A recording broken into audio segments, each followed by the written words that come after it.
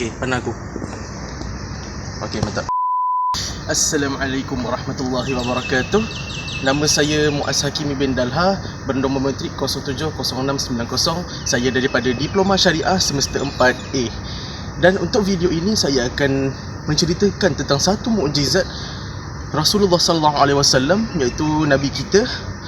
Dan tajuknya adalah seperti di atas.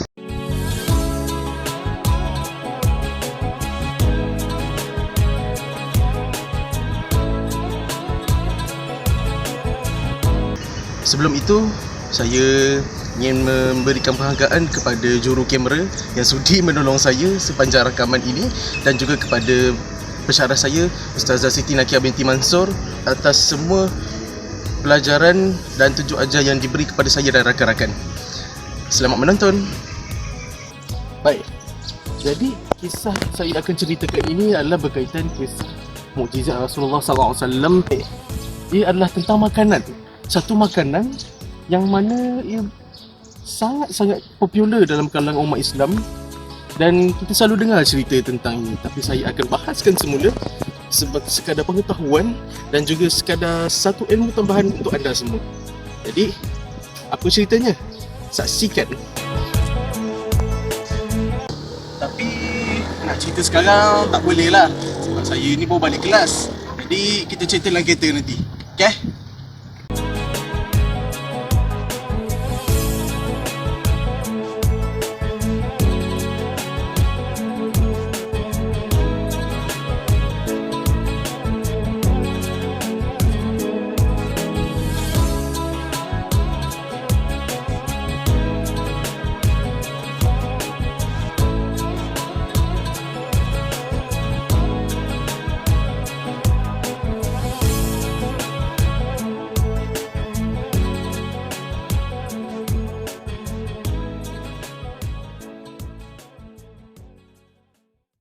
Jadi Alhamdulillah, sekarang saya dah ada dalam kereta.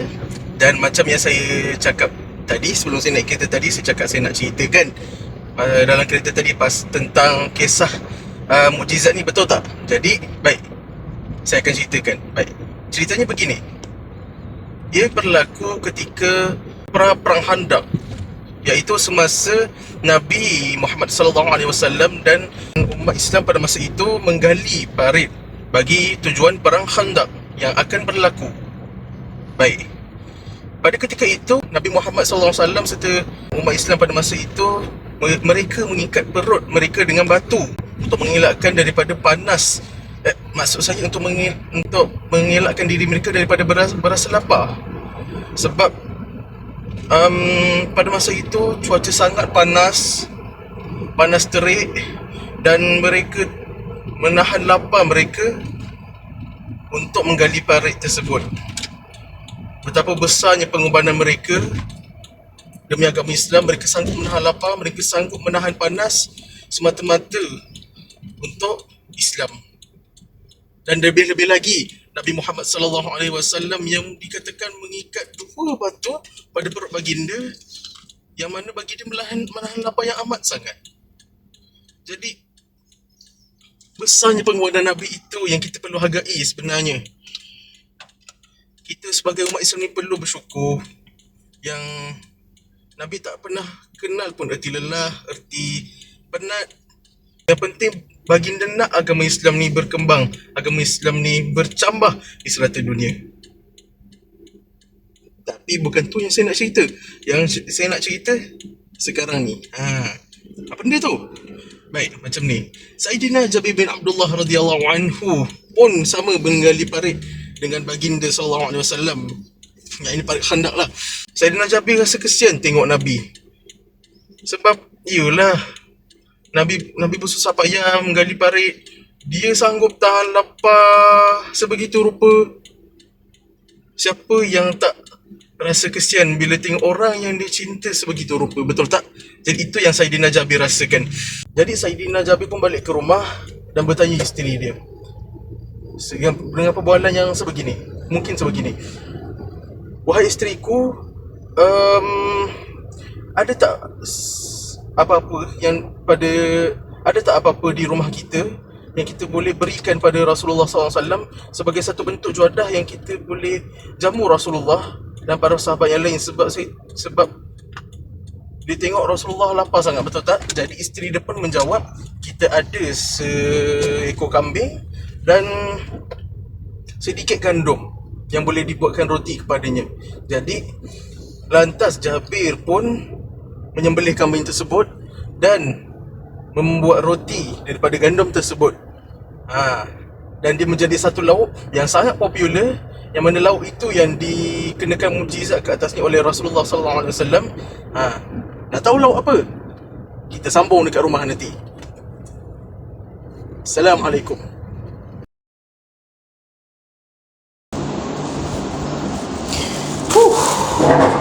Mak tu, alhamdulillah saya dah sampai dekat rumah dengan selamatnya.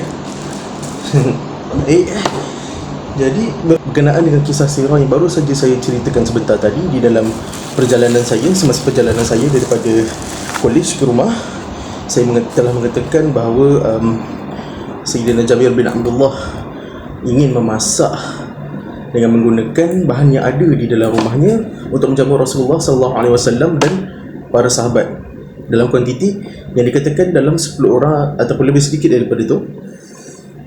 Dengan apa? Dengan seekor kambing dan sedikit gandum yang ada di rumah.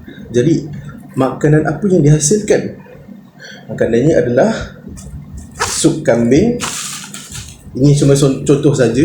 Sup kambing dan roti gandum. Jadi makanan yang saya akan makan ini pun sebenarnya makanan yang diceritakan dalam kisah sirah itu. Baik. Jadi apa yang berlaku semasa ataupun selepas Jabir dan isteri, Sayyidina Jabir dan isterinya memasak lauk tersebut? Baik. Jadi mereka masak dan mereka hidangkan sup daging itu di dalam sebuah bekas periuk. Tapi dalam video ni saya gunakan mangkuk. Dan untuk rotinya dikatakan dihidangkan di atas sebuah pinggan dan ditutup di bawah satu penutup kedua hidangan itu. Kalau dalam adab Melayu kita, tudung saji lah. Tapi tudung saji tak ada dekat rumah ni, jadi saya tak boleh nak ilustrasikan. Sebenarnya ini hanya untuk tujuan ilustrasi saja, tapi saya tetap akan makan juga. Jadi apabila Sayyidina Jabir bin Abdullah sudah habis memasak bersama isterinya, lantas beliau pun pergi semula kepada Rasulullah SAW yang sedang menggali di barit dan berkata, bunyinya seperti begini. Sayyidina Jabir berkata pada Rasulullah, wahai Rasulullah, aku sudah menyiapkan juadah yang berupa sup kambing dan sebuku roti untuk engkau jamah bersama para sahabat yang lain. Tapi Sayyidina Jabir pun mengingatkan jangan ajak semua sekali, sebab makanan yang dia masak tu sikit saja. Yang macam saya cakap tadi, dikatakan lebih kurang hanya untuk 10 orang saja. Jadi fikirlah, kalau 10 orang masak, takkanlah Sayyidina Jabir nak minta Rasulullah SAW ajak semua sahabat yang sedang menggali parit.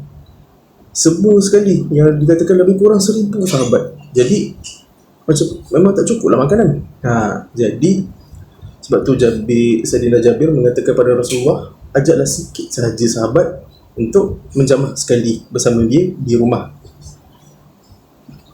Lalu Rasulullah SAW pun beritahu kepada Sayyidina Jabir untuk supaya tidak menyentuh makanan yang berupa sup kambing dan juga roti tersebut. Jangan sentuh. Macam itulah lebih kurangnya apa yang disampaikan oleh baginda kepada Sayyidina Jabir. Lalu Rasulullah SAW pun beritahu kepada semua sahabat yang sedang menggali parit itu, yang berbunyi mungkin sebegini: wahai para sahabat, sesungguhnya Sayyidina Jabir bin Abdullah radhiyallahu anhu mengajak kamu semua untuk makan bersama di rumahnya. Jom pergi, lebih kurang macam itulah, lebih kurang. Lalu siapa tak terkejut, makanan sikit tapi dijemputnya ramai. Takut memang makanan tak cukup lah jadinya, betul tak? Tapi ini yang hebat, mukjizat Rasulullah SAW. Maka Sayyidina Jabir pun balik ke rumah dan beritahu isteri dia tentang perkara ini. Seraya isterinya bertanya, sudahkah engkau beritahu kepada Rasulullah tentang perkara ini? Dan Sayyidina Jabir menjawab, sudah. Setelah isterinya berkata demikian, maka datanglah Rasulullah SAW bersama para sahabat yang banyak tu. Jadi nak buat macam mana? Dah Rasulullah dah ajak.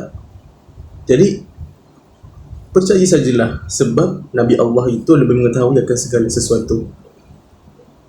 Dan di sinilah berlaku mukjizat yang menjadi topik utama saya pada hari ini.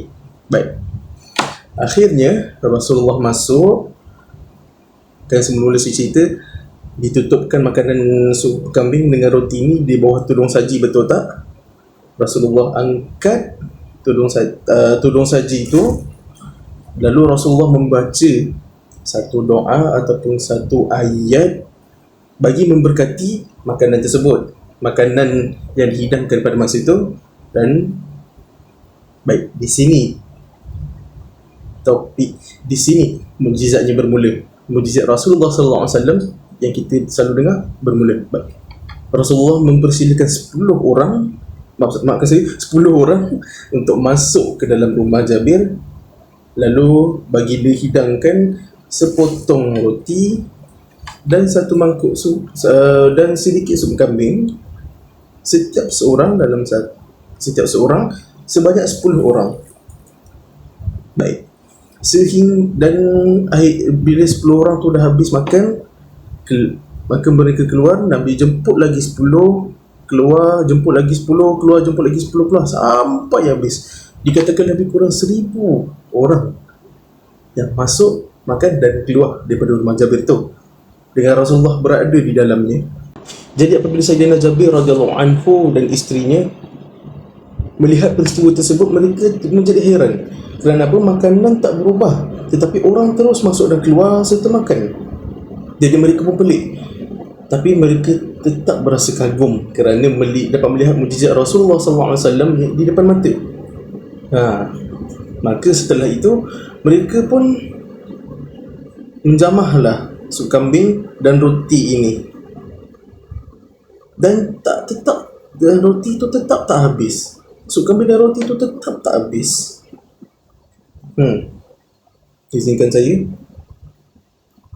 Bismillahirrahmanirrahim. Jadi apa yang mereka buat?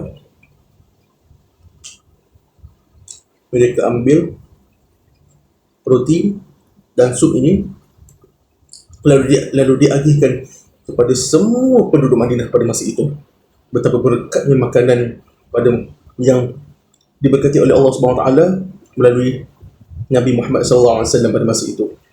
Jadi itulah kisah yang sangat-sangat popular dalam kalangan masyarakat Islam, iaitu kisah makanan yang tidak berkurang, iaitu salah satu daripada mukjizat Rasulullah SAW. Dan itulah kisah makanan yang sedikit tapi tak berkurang, yang mana itu adalah salah satu mukjizat Rasulullah SAW yang mana disaksikan sendiri oleh Sayyidina Jabir bin Abdullah dan isterinya, iaitu mempunyai makanan tersebut.